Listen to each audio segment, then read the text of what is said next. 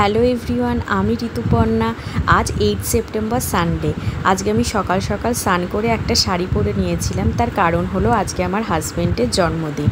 তো আমরা ছোট্ট করে ঘরোয়াভাবে পালন করার চেষ্টা করেছিলাম সেটা। তারই ছোট ছোট ক্লিপ তোমরা এই ভিডিওটার মাধ্যমে দেখতে পারবে। তো চলো ভিডিওটা দেখতে থাকো।